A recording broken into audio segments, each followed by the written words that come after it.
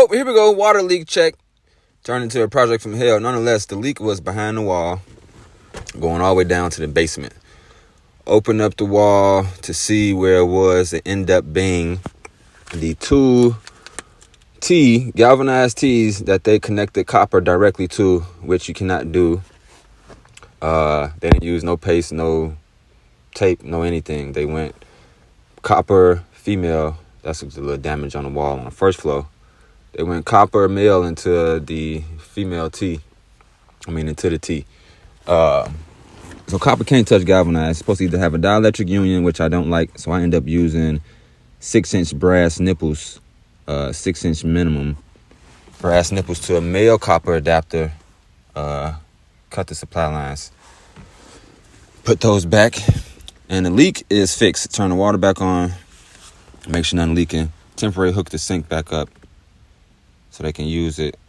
Because it's also one of those jobs where they're not available every day, certain hours, and then I'm not available every day if that's going to be the case. So plus, you got to let stuff dry. Open up the wall. Let the inside of the walls dry out. Mud and tape. Let the mud dry. I'm not going to sit there and watch it dry. I'll be back in a couple of days. These days not good for you. Okay, I'll be back at the end of the week. It meant to turn into a cluster. Then it was a lot more work than I expected. This wall, I thought I was going to take it. I thought I was going to demo it from floor to ceiling. But the water, I thought, was running on the back of the wall. It was the front of the wall that bubbled up. So the back wasn't that much mold. Removing all the damaged drywall. Got my backing. Used some old 1x. Last coat on the basement there. Patched out first. This is the second floor where the leak was. And this is the first floor where the water was running down the wall. I'll probably never do a leak repair again. I definitely ain't charged enough. Don't even ask. And then it's tedious and it takes time. Right? It's 3 different spots. All mud and tape. Have my employee of the month there. You got to sand, prime. You got to let all that dry. You can't do all that in one day. All right? If you want it to look right. A couple coats of 5 minutes. A little inside corner piece. So that little corner, now I got to paint the ceiling. Then I messed up and told them, yeah, you can change the whole wall color on the back wall.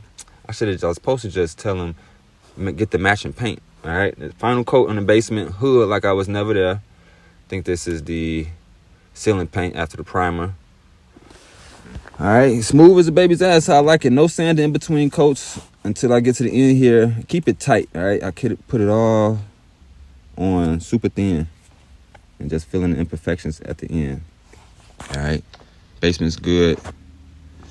Sand and prime. I use the vacuum. You see, ain't no dust. Ain't that much dust. All right. Because it's already smooth. And I use the vacuum with the hand sander. So I like it. I can feel it. No imperfections like glass. You hear me? And then prime it 2 times. I like to prime twice. Let it dry completely for a whole day. 24 hours. Let it cure. Then you can paint. Now, as for the paint. Not only did I mess up and tell them to paint the whole wall a new color, they got black. So I had to hit the ceiling a couple times, let it dry. The white wasn't dry when I was trying to cut the black. I was just trying to get out of there. Then putting all the hardware back on. I had to paint to match the second floor. Put the hardware back on, the lights. Just super tedious. I think I was going to be in and out real quick. Nope. A few days, a few hours, a lot of days actually. Hood looking good.